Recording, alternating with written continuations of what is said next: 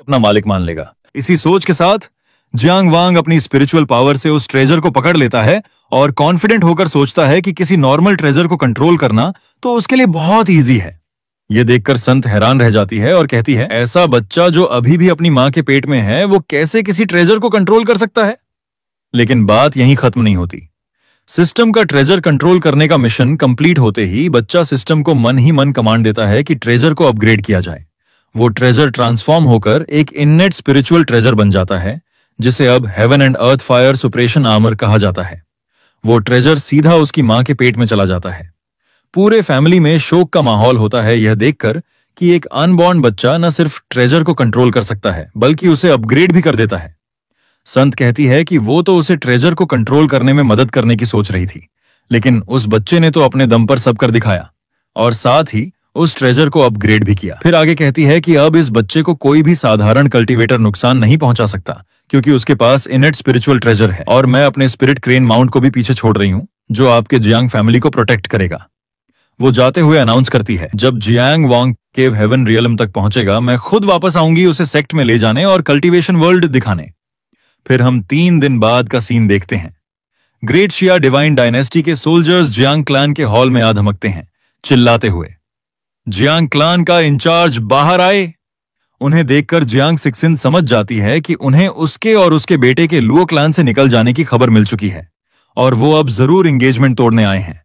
यह सुन वह बच्चा मन ही मन कहता है, शादी कैंसिल करने आए हैं? कोई बात नहीं, लेकिन जिस दिन मैं पैदा होऊंगा उस दिन ग्रेट शिया डिवाइन डायनेस्टी अपने इस फैसले पर पछताएगी।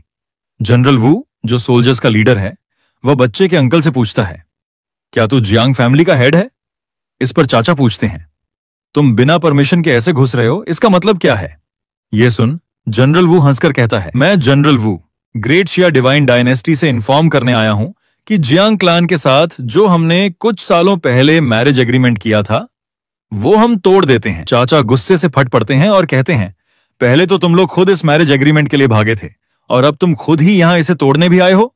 क्या तुम हमारे जियांग क्लैन का मजाक उड़ा रहे हो? जनरल वू अपनी पावर रिलीज करके कहता है, तुम्हारी बहन लुओ क्लैन से बाहर निकल गई है, इसका मतलब उसका बच्चा अब लुओ क्लैन का उत्तराधिकारी नहीं रहा। हमारा डायनेस्टी तुम्हारे जैसे स्मॉल क्लैन के साथ क्यों जुड़ना चाहेगा? हीरो अंदर से हंसता है और कहता है, मेरे पास आर्काइक सेक्रेट बॉडी और सिस्टम है, देख लेना जिस दिन मैं इस दुनिया में कदम रखूंगा यही जनरल मेरे सामने घुटनों पर गिरेगा, अपनी प्रिंसेस को मुझे देने की भीख मांगते हुए। जनरल वो इंसल्ट करते हुए कहता है, हमारा एम्परर दयालु है जो मुझे भेजा, वरना तुम लोग इंपीरियल हॉल के सामने झुकते नजर आते। हमारी प्रिंसेस अभी तक मां के पेट में है, लेकिन वो कोई कमजोर बच्चे से शादी नहीं करेगी, वो राजघराने वाले लड़के से शादी करेगी। चाचा धमकी देते हुए कहता है, तुम मेरे बहन के बच्चे के बारे में इतनी घटिया बातें कैसे कर सकते हो? इसके लिए मैं तुम्हें मौत की सजा भी दे सकता हूं। जनरल हंसकर सीधा हमारे हीरो की मां पर अटैक करता है, पर तभी ग्रैंडफादर वहां आते हैं और उनका एक बड़ा स्पिरिचुअल हैंड प्रकट होता है जो उस अटैक को रोक देता है। वही हमारा हीरो ये देखकर मन में कहता है, इसने मेरी मां को छूने की कोशिश की, मेरे पैदा होने तक इंतजार करो। सबसे पहले मैं जिस पर डिवोरिंग हेवन डिमोनिक आर्ट का इस्तेमाल करूंगा वो तुम होगे। उस स्पिरिचुअल हाथ को देखकर जनरल शॉक में चिल्लाता है और 2 जुआन मिंग एल्डर्स को बुलाता है। तभी 2 ब्लैक कलर के हाथ उस बड़े स्पिरिचुअल हैंड को रोक देते हैं और वो 2 हाथ मिंग ब्रदर्स के होते हैं। दोनों पुराने एल्डर्स हंसते हैं और ग्रैंडफादर से कहते हैं, बूढ़े जियांग, तुम्हारा गुस्सा अभी भी उतना ही खतरनाक है जितना पहले था। जनरल हंसते हुए कहता है, मैं तो तुम्हें इनसे मिलवाना ही भूल गया था। ये दोनों हैं जुआन मिंग एल्डर, जो हमारे डायनेस्टी के दरबारी कल्टीवेटर्स हैं। इन दोनों बूढ़े कल्टीवेटर्स को देखकर हमारा हीरो मन में सोचता है, उन दोनों बूढ़े भूतों की वाकई कल्टीवेशन लो नहीं है, वो काफी पावरफुल हैं। चाचा गुस्से में कहते हैं, क्या ग्रेट शिया डिवाइन डायनेस्टी इतना नीचे गिर चुका है कि इन बदनाम एल्डर्स की मदद ले रहा है? क्या उन्हें थोड़ी भी शर्म नहीं है जो इन जैसे सांपों के साथ मिलकर काम कर रहे हैं? यह सुन एक एल्डर गुस्से में कहता है, तेरी बारी है क्या बोलने की? और फिर चाचा पर अटैक करता है। ग्रैंडफादर आगे बढ़कर बचाते हैं लेकिन पीछे धकेल दिए जाते हैं। यह देखकर दूसरा एल्डर प्रेग्नेंट मां जियांग सिक्सिन पर खतरनाक स्वॉर्ड अटैक करता है और हंसते हुए ग्रैंडफादर से कहता है, बूढ़े जियांग, तुम सबको बचा नहीं सकते, तुम्हारा कमजोर पोता इस वार से बच नहीं पाएगा। तभी हमारे हीरो के सामने सिस्टम वार्निंग देता है, fatal threat detected, protect your mother. बच्चा गुस्से में जल उठता है और सोचता है, एक प्रेग्नेंट औरत पर हमला, यह तो नीचता की हद है। वो devouring heaven demonic art activate करता है। अटैक को निगलने के लिए एक वॉर्टेक्स बनता है और वो वॉर्टेक्स एल्डर्स की स्पिरिचुअल पावर खींच लेता है। अपनी पावर गायब होते देख एल्डर घबरा जाता है। वही ग्रैंडफादर को समझ नहीं आता कि उनकी मदद किसने की। तभी वो दोनों एल्डर्स मिलकर हंसते हुए फिर से हीरो की मां पर हमला करते हैं। यह देखकर हीरो पेट के अंदर से heaven and earth cold flame barrier activate करता है, जो उसके मास्टर ने उसे गिफ्ट दिया था, और उससे बहुत सारी आग की लपटें निकलती हैं जो एल्डर्स के अटैक को निगल लेती हैं। दोनों एल्डर्स उस आग की लपटों को देखकर डर में कहते हैं, ये तो इनेट स्पिरिट ट्रेजर है। लेकिन ऐसा आर्टिफैक्ट इतनी सी छोटी जियांग फैमिली के पास आया कैसे? वे उस फायर के अटैक को मुश्किल से रोक देते हैं। फिर एक एल्डर अपनी पूरी ताकत रिलीज करके गुस्से से कहता है, कौन है जो यह खतरनाक हमले कर रहा है? क्या तुम्हारे में हिम्मत नहीं है हमारे सामने आने की? तभी सिस्टम अनाउंस करता है, मिशन कंप्लीट, तुम जीवन और मृत्यु के समय में भी जीवित रहे। रिवॉर्ड मिलता है 9 फोल्ड मिस्टीरियस ग्रेट रीबर्थ पिल। बच्चा खुश होकर सोचता है, मुझे अभी जो मिली उस पिल को एक बार निगलने पर खत्म हो गई स्पिरिचुअल पावर फिर से मिल जाती है। अब स्पिरिचुअल पावर खत्म होने का डर नहीं रहा। आज मैं जियांग परिवार को खोया सम्मान फिर से दिला के ही रहूंगा। दूर कहीं संत म्याओ को महसूस होता है कि उसने दिया स्पिरिट ट्रेजर एक्टिवेट हुआ है, इसलिए वह कहती है, मुझे जाकर ही देखना होगा। वो अपनी आंखें बंद करती है और जियांग क्लान के हॉल के ऊपर प्रकट होकर उन 2 एल्डर्स पर गरजती है। कौन है वो अंधा जो मेरे डिसाइपल पर हमला करने की हिम्मत करता है? वह बच्चा मेरे क्रिएशन इमॉर्टल पैलेस का हेड डिसाइपल है, और तुम्हें उस पर हाथ उठाने का अधिकार किसने दिया? अपनी मास्टर को देखकर हीरो हैरान हो जाता है और सोचता है, मास्टर को गए 3 दिन हो गए थे, यानी मास्टर यहां से हजारों मील दूर होगी, लेकिन मास्टर यहां पलक झपकते ही कैसे आई? क्या उन्होंने अपना चेतना का टुकड़ा यहां छोड़ दिया था? एक एल्डर अटैक करते हुए कहता है, क्रिएशन इमॉर्टल पैलेस में ऐसा कचरा कैसे घुस सकता है? क्या तुम मुझे बेवकूफ समझ रही हो? लेकिन संत आसानी से अपनी पावर से उसके अटैक को रोक देती है। बच्चा अंदर से खुश होकर सोचता है, मास्टर ने ट्रेजर में इमरजेंसी बैकअप छोड़ा होगा, लेकिन अब जब मास्टर हमारे साथ यहां है तो ग्रेट शिया डिवाइन डायनेस्टी हमारा कुछ नहीं बिगाड़ सकती। अपना अटैक नाकाम होता देख दोनों एल्डर्स हैरान रह जाते हैं। एक एल्डर संत म्याओ से पूछता है, ताकतवर लेडी, अपना नाम क्यों नहीं बताती ताकि मेरा महान शिया डिवाइन डायनेस्टी भविष्य में आपका मार्गदर्शन प्राप्त कर सके? संत ठंडे लहजे में बोलती है, क्या तुम अब भी मुझे तुम्हारे डायनेस्टी का नाम बताकर धमकी देने की हिम्मत कर रहे हो? मैं तुम जैसे 4th रेट एम्परर्स को मेरा नाम बताने के लायक नहीं समझती।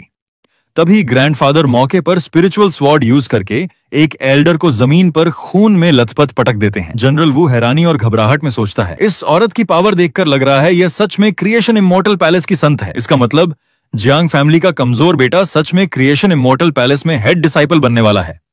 उन्हें अपनी गलती का एहसास होता देखकर हमारा हीरो हंसते हुए कहता है, लेकिन इसके लिए अब बहुत देर हो चुकी है।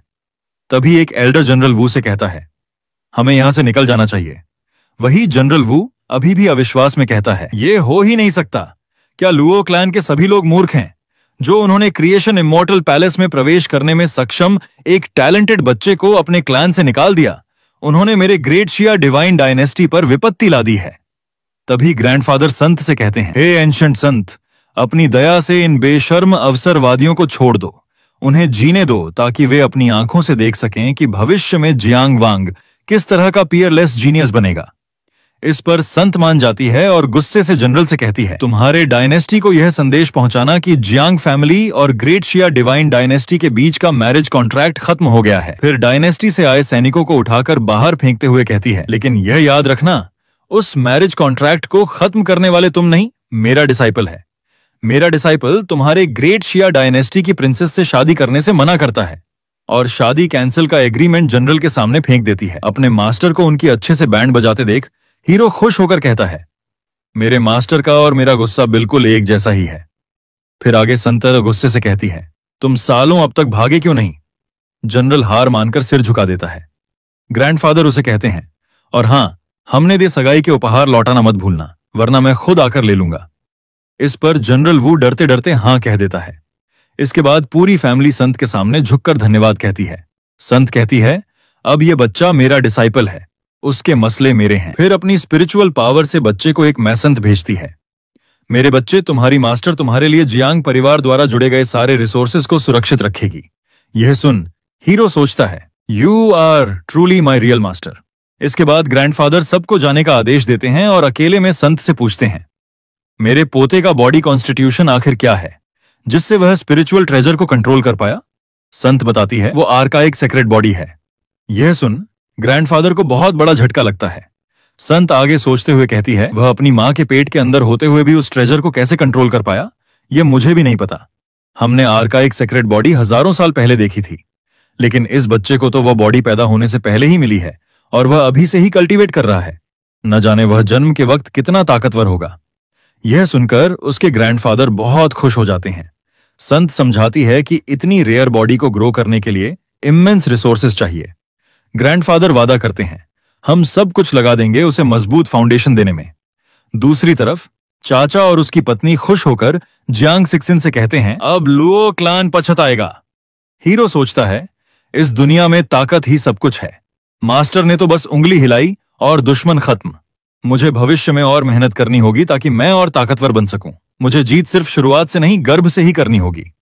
ग्रैंडफादर आते देख सब उन्हें झुककर प्रणाम करते हैं।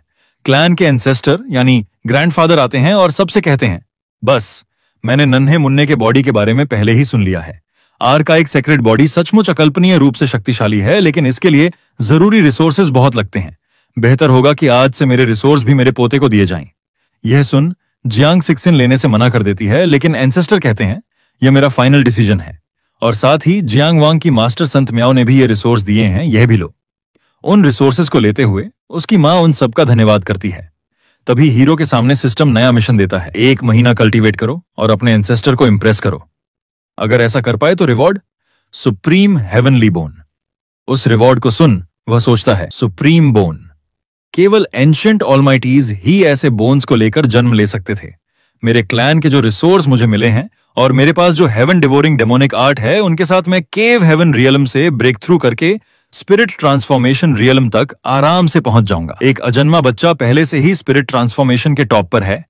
यह बात एंसेस्टर को आराम से चौंकाने के लिए पर्याप्त है। इतना खतरनाक रिवॉर्ड देखकर वह एक्साइटेड होकर कल्टीवेशन शुरू कर देता है। फिर हम 1 महीने बाद का सीन देखते हैं।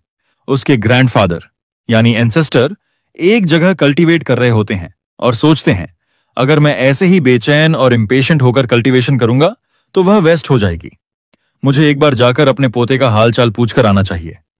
फिर उसे देखने के लिए आते हुए वह सोचते हैं, यह बच्चा जियांग फैमिली का जीनियस है, इसे थोड़ा भी नुकसान नहीं होना चाहिए। लेकिन मैंने तो उसे जितने हमारे पास हैं उतने रिसोर्स दे दिए हैं, इसीलिए उसकी देखभाल के अलावा मेरे पास करने के लिए और कुछ भी नहीं है। लेकिन मैं उसकी निगरानी में इतना व्यस्त रहा कि मैं कभी उसकी कल्टीवेशन देख ही नहीं पाया।